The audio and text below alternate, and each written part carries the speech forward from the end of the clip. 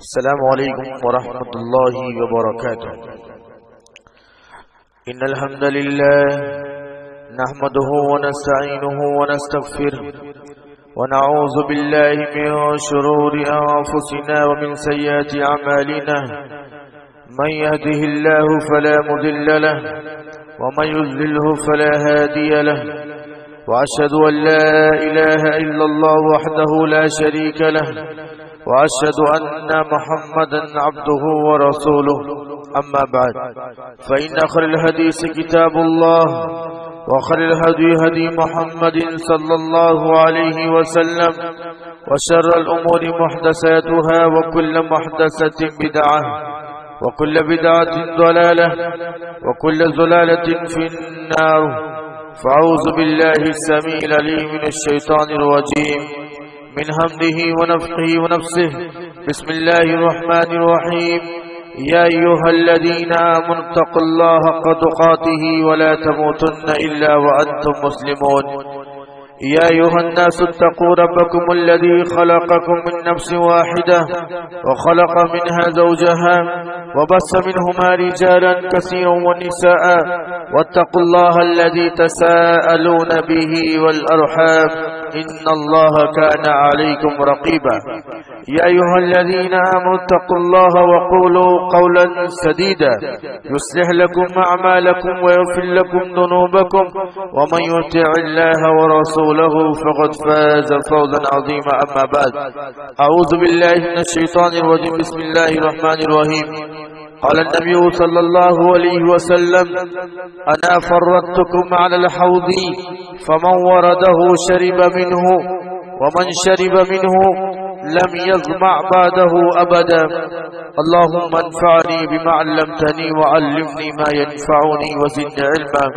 رب اشرح لي صدري ويسر لي أمري واحلل عقدة من لساني يفقهوا قولي. اللهم رب زدني علما. آمين. پیارے بزرگوں، نوجوان ساتھیوں، پیارے بچوں اور خواتین ملت، آج کے جمعہ خطبہ میں آپ لوگوں کے سامنے جس موضوع کو لے کر کھڑا ہوا ہوں وہ موضوع ہے بدعات سے ہم کیسے بچیں۔ گزشتہ جمعہ آپ لوگوں کے سامنے بدعات اور اس کی ہولناکیہ، خطرناکیہ میں نے آپ کے سامنے بیان کی تھی۔ بدعات کتنی بری چیز ہے۔ ایک مسلمان ایک نیک عمل اس ارادے سے کرتا ہے کہ یہ مجھے نیکی دے گا، مجھے نیکی ملے گی اس سے، لیکن سنت سے ثابت نہ ہونے کی وجہ سے، قرآن میں اس کا الیکھ نہ ہونے کی وجہ سے وہ کام علماء نے بدعت شمار کیا ہوتا ہے اور نیکی کی جگہ پر اسے گناہ ملتا ہے۔ کچھ باتیں آپ کے سامنے رکھی تھی۔ ایک ہولناکی مجھے آپ کے سامنے خاص رکھنی ہے۔ مسند احمد کی صحیح حدیث ہے، اب جانتے ہیں کل قیامت کے دن اب صلی اللہ علیہ وسلم کو ایک پراتھمکتا دی جائے گی، ایک فضیلت سے نوازا جائے گا۔ اب صلی اللہ علیہ وسلم کو حوض کوثر نام کا حوض یا آپ صلی اللہ علیہ وسلم کو دیا جائے گا، جس سے آپ صلی اللہ علیہ وسلم اپنی امتیوں کو پانی پلائیں گے۔ کل قیامت کی ہولناکیہ آپ جانتے ہیں، قرآن و حدیث کے اندر ایک دن 50,000 سال کے برابر ہوگا اور لوگ بہت زیادہ پیاس میں ڈوبے ہوں گے، لوگوں کو پیاس لگی ہوگی، لوگ تڑپ رہے ہوں گے، لوگ خوف زدہ ہوں گے، لوگ ڈر میں ہوں گے۔ ایسے موقع پر آپ صلی اللہ علیہ وسلم کو حوض کوثر دیا جائے گا اور آپ صلی اللہ علیہ وسلم لوگوں کو اپنے ہاتھوں سے پانی پلائیں گے، اس حوض سے پانی پلائیں گے۔ اس حوض کی فضیلت یہ ہے، اللہ کی رسول نے فرمایا: انا فرطتکم علی الحوض، میں حوض کے پاس کھڑا رہوں گا، میں تم کو اپنے ہاتھوں سے پانی پلاؤں گا۔ فمن ورده شرب منہ، جو بھی میرے سامنے آئے گا میں حوض سے پانی پلاؤں گا، عزت کے ساتھ پانی پلاؤں گا۔ ومن شرب منہ، اس حوض کی فضیلت بتاتے ہوئے آپ صلی اللہ علیہ وسلم فرماتے ہیں جو شخص ایک مرتبہ اس حوض سے پانی پی لے گا لم یظمأ بعدہ ابدا، اس کے بعد اس کو پیاس نہیں لگے گی، اس کے بعد اس کو پیاس نہیں لگے گی۔ یہ اس حوض کوثر کی خاصیت ہوگی، اس حوض کوثر کی فضیلت ہوگی۔ اب صلی اللہ علیہ وسلم فرماتے ہیں میں اپنی امت جو میرے سامنے آئے گی میں لوگوں کو پہچان لوں گا یہ میری امت ہے، یہ میری امت کا فرد ہے، اور میں پانی پلاتا جاؤں گا۔ وہاں پر حوض کوثر کے نگراں فرشتے بعض لوگوں کو الگ کر دیں گے، بعض لوگوں کو الگ کر دیں گے، میں ان کو پہچان لوں گا یہ میری ہی امت کے ہیں۔ اے فرشتوں تم ان لوگوں کو، حدیث کی سمجھوتی آپ کے سامنے بیان کر رہا ہوں، اے فرشتوں اب ان لوگوں کو اندر آنے دے رہے ہو، اب حوض کوثر سے پینے کی اجازت دے رہے ہو، اور یہ میری امت کے لوگ ہیں، آپ ہٹا رہے ہو، آپ کیوں انہیں منع کر رہے ہو؟ فرشتے کہیں کہ اللہ کے نبی ہم جانتے ہیں آپ کی امت کے ہیں، لیکن اس لیے ان کو منع کر رہے ہیں، ان لوگوں نے آپ کی وفات کے بعد دین میں نئی نئی باتیں ایجاد کر لی، بدعات کرنے لگے، یہ لوگ خرافات میں مبتلا ہو گئی، یہ لوگ صرف اپنے لیے نہیں بلکہ لوگوں کو بھی بدعات کے اندر مبتلا کر دیا اور خرافات کے اندر مبتلا کر دیا، اس لیے آج ان کو یہ فضیلت نہیں ملے گی، حوض کوثر کا پانی روک لیا جائے گا۔ اللہ اکبر۔ لہذا ہر مسلمان اور مومن کے لیے ضروری بنتا ہے کہ وہ اپنے عمل کو جانچے پرکھے اور اس کے بعد عمل کرے، سنت کے مطابق عمل کرے۔ دیکھیے صحابہ بھی اس کو معمولی نہیں سمجھتے، بڑا اب صحابہ اب صلی اللہ علیہ وسلم کی تربیت پہ تھے، تو اب صلی اللہ علیہ وسلم کی تربیت کیسی ہوگی؟ صحابہ تھوڑی تھوڑی باتوں پر بھی دھیان کیا کرتے۔ مثال کے طور پر اب صلی اللہ علیہ وسلم کی وفات کے بعد کوفہ کے اندر ابو موسیٰ اشعری رضی اللہ تعالیٰ عنہ ایک مسجد میں نماز پڑھنے کے لیے جاتے ہیں۔ ابو موسیٰ اشعری رضی اللہ تعالیٰ عنہ مسجد میں دیکھتے ہیں کہ بعض لوگ نماز کے انتظار میں بیٹھے ہوئے ہیں، بہت اچھی بات ہے، نماز کے انتظار میں بیٹھنا بہت اچھی بات ہے، نماز کے انتظار میں بیٹھے ہوئے ہیں، اور ان کے بیٹھنے کی حالت حضرت ابو موسیٰ اشعری فرماتے ہیں میں نے دیکھا وہ لوگ حلقہ بنا کر گول بنا کر بیٹھے ہوئے ہیں، ان میں سے ایک آدمی، ان سب کے ہاتھ میں کنکریاں ہے ان کے ہاتھ میں، اور ان میں سے ایک آدمی لوگوں کو پڑھا رہا ہے پڑھو لا الہ الا اللہ 100 مرتبہ پڑھو، تو وہ جو بیٹھے ہوئے وہ لوگ 100 مرتبہ لا الہ الا اللہ۔ اب دیکھیے لا الہ الا اللہ پڑھنا کوئی بری بات نہیں، دیکھیے آپ وہ ایک آدمی، لیکن طریقہ دیکھیے آپ۔ ابو موسیٰ اشعری رضی اللہ تعالیٰ عنہ فرماتے ہیں میں نے دیکھا ایک آدمی کھڑا ہوتا ہے اور ان حلقے والے سے کہتا ہے کہ لا الہ الا اللہ 100 مرتبہ پڑھو، وہ 100 مرتبہ لا الہ الا اللہ پڑھ دے، اس کے بعد وہ کہتا ہے کہ اللہ اکبر 100 مرتبہ پڑھو، وہ 100 مرتبہ اللہ اکبر پڑھتے ہیں، اور یہ طریقہ ابو موسیٰ اشعری رضی اللہ تعالیٰ عنہ کو عجیب لگا۔ لا الہ الا اللہ پڑھنا کوئی بری بات نہیں ہے، اللہ اکبر پڑھنا کوئی بری بات، اور وہ بھی مسجد کے اندر نماز کے انتظار میں بیٹھے ہوئے ہیں، لیکن دیکھیے طریقہ غلط ہے۔ ابو موسیٰ اشعری رضی اللہ تعالیٰ عنہ فوراً عبداللہ بن مسعود کے پاس گئے، کیونکہ وہ بڑے عالم تھے عبداللہ بن مسعود، ان کے پاس گئے، کہا کہ عبداللہ میں نے کوفے کی مسجد میں اس مسجد کے اندر بعض لوگوں کو یہ طریقہ اپناتے ہوئے دیکھا ہے، وہ ایسے طریقہ اپنا کر اور تحلیل اللہ الہ الا اللہ اللہ اکبر کی ذکر کر رہے ہیں۔ عبداللہ بن مسعود رضی اللہ تعالیٰ عنہ غصے سے آئے، کیونکہ سمجھنے والے تھے، فقیہ تھے، وہ عالم تھے، وہ حدیث کو سمجھنے والے تھے۔ عبداللہ بن مسعود رضی اللہ تعالیٰ عنہ مسجد میں آئے اور کہا کہ اپنی جان کے دشمنوں کیا کر رہے ہو؟ ابھی اب صلی اللہ علیہ وسلم کی وفات ابھی تو ہوئی ہے، چند سال بھی نہیں گزرے، تم لوگوں نے بدعت ایجاد کر لی، اپنے حساب سے عبادت کرنے لگے۔ اب صلی اللہ علیہ وسلم کے کپڑے بھی بوسیدہ نہیں ہوئے، اللہ کے نبی صلی اللہ علیہ وسلم کے کپڑے بھی پرانے نہیں ہوئے، اور تمہوں نے بدعت ایجاد کر لی۔ یہ طریقہ اللہ کے نبی سے ہم نے نہیں دیکھا ہے، جو طریقہ تم نے اپنایا ہوا ہے۔ ڈانٹنے لگے انہیں، چڑھنے لگے انہیں، اور کہا کہ میں نے اب صلی اللہ علیہ وسلم سے سنا ہے، اللہ کے رسول نے فرمایا کہ قیامت کے نزدیک بعض لوگ تم میں سے ایسے ہوں گے کہ ان قرآن وہ زبان سے پڑھیں گے، لیکن وہ قرآن کی سمجھوتی، وہ قرآن کا معنی اور مطلب ان کی حلق کے نیچے نہیں اترے گا۔ مجھے ایسا لگتا ہے کہ وہ تم لوگوں میں سے ہی ہوں گے، مجھے ایسا لگتا ہے کہ شاید وہ تم لوگ ہو، قرآن کو سمجھتے نہیں ہو، حدیث کو سمجھتے نہیں ہو، اور بدعات کو ایجاد کر لی ہو۔ اللہ اکبر، بہت برا سمجھا عبداللہ بن مسعود، ڈانٹا ان کو، چھڑکا ان کو۔ حضرت عبداللہ بن عمر، حضرت عمر کے بیٹے، اب صلی اللہ علیہ وسلم کی وفات کے بعد حضرت عبداللہ بن عمر کو ایک آدمی نے سلام بھیجا. ان کا غلام آتا ہے سلام لے کر، فلاں آدمی نے آپ کو سلام بھیجا ہے. اب دیکھیے سلام بھیجنا کوئی بری بات نہیں ہے، نیکی والا کام ہے، نیکی ملتی ہے اسے، ثواب ملتا ہے اسے. عبداللہ بن عمر رضی اللہ عنہ فرمایا کس نے سلام بھیجا ہے؟ عبداللہ بن عمر کے غلام نے کہا فلاں آدمی نے سلام بھیجا ہے.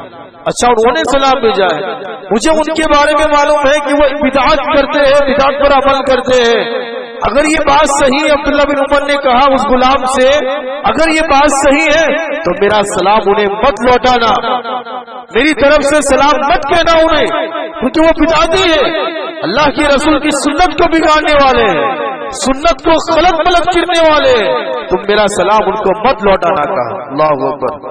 حضرت عائشہ رضی اللہ تعالیٰ عنہ، ان کے بھائی حضرت عبد الرحمن رضی اللہ تعالیٰ عنہ، ان کے گھر اولاد نہیں ہوتی تھی، اولاد نہیں ہوتی تھی ان کے گھر. حضرت عائشہ رضی اللہ تعالیٰ فرماتی ہے ہم گھر میں گھریلو عورتیں بیٹھی ہوئی تھی، ایک عورت نے نظر مانی اگر عبد الرحمن کے گھر اولاد ہو گئی تو میں اللہ کے نام پر ایک اونٹ ذبح کروں گی. اب دیکھیے اونٹ ذبح کرنا کوئی بری بات نہیں ہے، لیکن طریقہ غلط ہے. حضرت عائشہ رضی اللہ تعالیٰ نے اس عورت کو ڈانٹ کر کہا یہ عورت کیا کر رہی ہے، سنت کے خلاف کر رہی ہے، نظر ماننا ہے تو صحیح مان، کیونکہ اللہ کے رسول نے فرمایا ہے اگر عقیقہ کرنا ہے، اگر تمہیں عقیقہ کرنا ہے، اگر بچی ہے تو ایک جانور ذبح کرو، وہ بھی بکری یا بکر میڑا ہونا چاہیے، اور اگر تمہیں بچہ پیدا ہوتا ہے تو 2 بیٹے یا 2 بکری ذبح کرو، یہ اللہ کی رسول نے فرمایا ہے، اور تم اونٹ ذبح کرنے کی بات کر رہی ہو. اللہ. دیکھیے میرے بھائی کتنا سنبھل کے رہتے تھے صحابہ، کتنا عمل کرتے ہوئے کتنا سنبھل کر رہتے ہیں. سفیان ثوری رحمہ اللہ کا ایک قول بہت بڑا زبردست ہے، وہ فرماتے ہیں البدعۃ احب الی ابلیس من المعصیۃ. الی المعصیۃ، ابلیس کو گناہ کرنے سے زیادہ اگر کوئی آدمی بدعت کرے یہ زیادہ پسند ہے. کوئی گناہ کرتا ہے تو ابلیس کو فرق نہیں پڑتا، لیکن بدعت کرے تو یہ بہت پسند ہے ابلیس کو. کیوں؟ بتاتے المعصیۃ یتاب منہا، اگر بندہ گناہ کرے گا تو وہ اللہ سے توبہ کر لے گا، اسے پتا ہے کہ میں نے گناہ کیا ہے، وہ شرمندہ ہوگا، اللہ کے سامنے توبہ کر لے گا. والبدعۃ لا یتاب منہا، لیکن بدعتی آدمی کبھی بھی اللہ کے سامنے توبہ نہیں کرے گا. کیوں؟ کیونکہ وہ سمجھتا ہی نہیں ہے غلط ہے، وہ گناہ ہی نہیں کرتا، وہ گناہ ہی نہیں سمجھتا ہے. جب گناہ ہی نہیں سمجھے گا تو اللہ تعالیٰ کے سامنے بدعت کیسے شمار کرے گا؟ لہٰذا بدعت کی ہولناکی بڑی خطرناک. بدعت سے کیسے بچے میرے بھائی؟ 2-4 باتیں آپ کے سامنے رکھوں گا. سب سے پہلی بات، ہمیشہ ایک مسلمان اور مومن کو سنت پر مضبوطی کے ساتھ عمل کرنے کی نیت کرنی چاہیے. جو بھی عمل کروں گا مضبوطی اور ٹھوس عمل کروں گا سنت کے مطابق. اپنا ارادہ مضبوط رکھیے اور اس کے لیے جو بھی آپ کو کرنا پڑے، جو بھی محنت کرنی پڑے وہ محنت کیجیے، اپنا ارادہ صاف کر لیجیے، کیونکہ اللہ تعالیٰ فرماتا ہے وَمَنْ أَرَادَ الْآخِرَةَ وَسَعَى لَهَا سَعْيَهَا وَهُوَ مُؤْمِنٌ فَأُولَئِكَ كَانَ سَعْيُهُمْ مَشْكُورًا. جو آخرت کا ارادہ رکھتا ہے اور آخرت کی تلاش میں جتنی بھی محنت کرتا ہے، مومن سمجھ کر، مومن ہو کر وہ محنت کرتا ہے، اس کی محنت کی قدر کی جائے گی. اگر آپ سچ کو تلاش کرو گے، حق کو تلاش کرنے میں اپنی محنت کو کھپاؤ گے تو اللہ تعالیٰ ضرور تمہیں اس انجام تک لے کر جائے گا اور تمہیں سنت کے مطابق وہ عمل کروائے گا. اللہ تعالیٰ نے قرآن مجید میں فرمایا والذین جاہدوا فینا لنہدینہم سبلنا. والذین جاہدوا، جو انسان میرا صحیح راستہ تلاش کرنے میں محنت کرتا ہے ہم اس کے لیے راستے کو آسان کر دیتے ہیں، راستہ کھول دیتے ہیں اس کے لیے. اللہ اکبر. دیکھیے آپ پختہ ارادہ کیجیے، محنت کیجیے. نمبر 2، بدعات کے لیے بس اللہ تعالیٰ سے عافیت طلب کیجیے، دعائیں کیجیے اللہ تعالیٰ سے، بدعات سے اللہ تعالیٰ بچائے رکھے. آپ چھوٹی چھوٹی دعائیں آپ کو یاد ہوگی، آپ جانتے ہیں بہت ساری دعاؤں کے اندر اللہ تعالیٰ، اللہ کے رسول نے ہمیں بدعات سے بچنے کی تعلیم دی ہے. مثال کے طور پر سورہ فاتحہ پڑھتے ہیں اہدنا الصراط المستقیم، اللہ تعالیٰ ہمیں سیدھا اور سچا راستہ بتائے. اهدنا الصراط المستقیم، المستقیم کہتے ہیں سیدھا سنت کے مطابق اللہ نے دیا ہوا راستہ. اهدنا الصراط المستقیم، اللہ تعالی ہمیں سیدھا راستہ نصیب کر. وتر کی دعا میں پڑھتے ہیں اللہم اهدنی فیمن ہدیت، اللہم اهدنی فیمن ہدیت. اللہ تعالیٰ تو نے جن لوگوں کو ہدایت نصیب فرمائی ان کے راستے پر ہمیں چلا، ان کے راستے پر ہمیں چلا. یہ دعا کرتے ہیں وتر کی نماز کے اندر. اللہ کے رسول کی دعا ہے اللہم انی اسألک الہدی والسداد. اللہ نے فرمایا اللہ تعالیٰ میں تجھ سے ہدایت طلب کرتا ہوں اور میں تجھ سے سیدھا راستہ مانگتا ہوں، سیدھے راستے پر چلنے کی توفیق مانگتا ہوں. اللہ تعالیٰ سے ہم دعا کرتے ہیں ربنا لا تزغ قلوبنا بعد اذ هديتنا وهب لنا من لدنك رحمة. اللہ تعالیٰ سیدھا راستہ بتانے کے بعد مجھے ٹیڑھا مت کر دینا، ٹیڑھے راستے پر مت چلا دینا. دعا کرتے اللہ تعالیٰ سے، دعا کرتے ہم اللہ تعالیٰ سے ہر نماز کے بعد. اور ہر نمازی پڑھتا ہے رب اعینی علی ذکرک و شکرک و حسن عبادتک. میں تجھ سے تیرے سنت کے مطابق، تیرے نبی کے بتائے ہوئے فرمان کے مطابق تیرا ذکر کرنے، تیری نماز پڑھنے، تیری تلاوت کرنے، تیرا شکر کرنے اور اچھی طرح عبادت کرنے کی توفیق طلب کرتا ہوں اور توفیق مانگتا ہوں. رب اعینی علی ذکرک. دیکھیے آپ، اللہ اکبر. یا مقلب القلوب ثبت قلبی علی دینک. اے دلوں کے الٹ پھل کرنے والے میرے دل کو صحیح راستے پر جما دے. ثبت قلبی علی دینک. دعائیں ہم جانے دیکھیے، معنی دیکھیے آپ. اللہ اکبر. بہت ساری دعائیں ہمیں یاد ہیں، اس کو پڑھتے رہنا چاہیے، اس کو سیکھتے رہنا چاہیے. نمبر 3، قرآن اور حدیث کا مطالعہ کرتے رہنا چاہیے. افسوس ہے، مجھے بڑا افسوس ہے، عوام اس سے بہت دور ہے. قرآن پڑھ لیتی ہے، قرآن پڑھ لیتی ہے لیکن جانتی نہیں ہے، سمجھتی نہیں ہے. اللہ کی نبی صلی اللہ علیہ وسلم کو جانتے ہیں آپ؟ زیادتی کے لیے جو دعا سکھائی گئی اللہ تعالیٰ کی طرف سے وہ ایک ہی دعا تھی، علم کی دعا تھی. اے نبی آپ علم کی دعا کیجیے، علم سیکھنے کی دعا کیجیے. آپ مال کی نہیں، زندگی کی نہیں، کسی بھی چیز کی نہیں.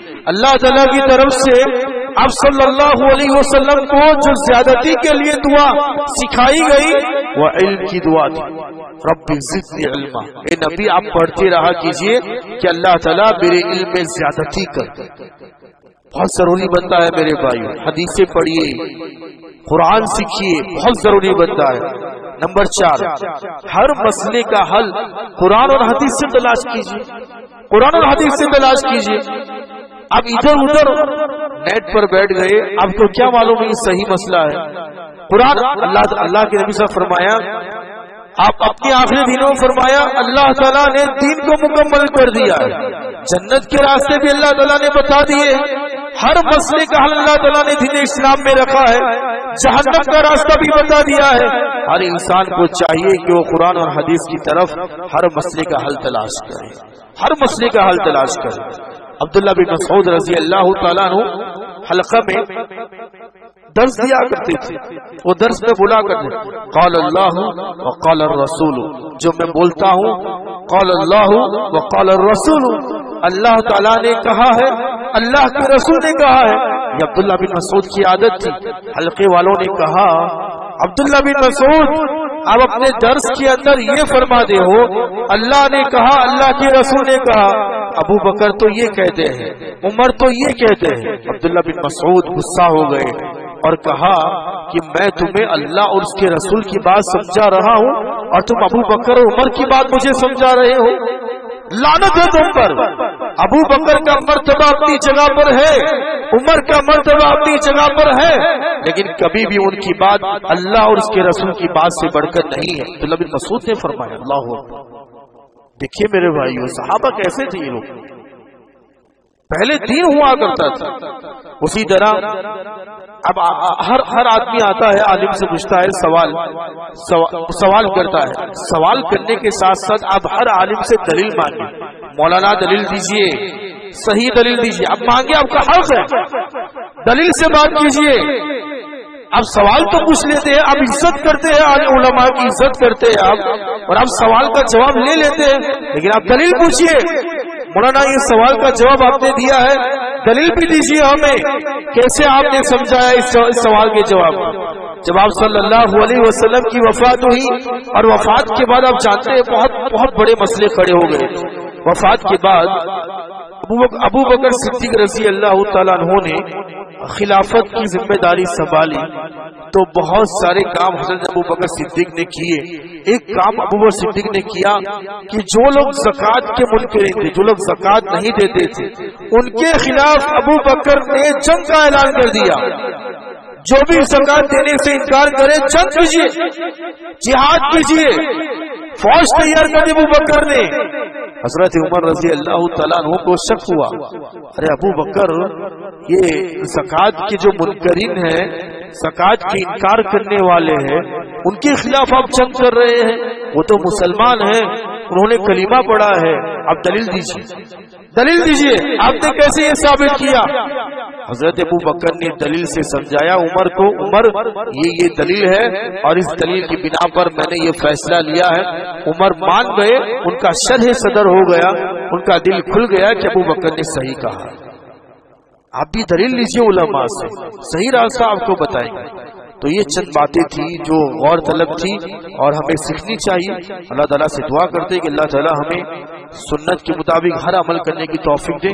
اللہ تعالیٰ ہم تمام کو بدعات سے بچائے رکھے، خرافات سے بچائے رکھے. آمین وآخر دعوانا الحمدللہ رب العالمین. السلام علیکم.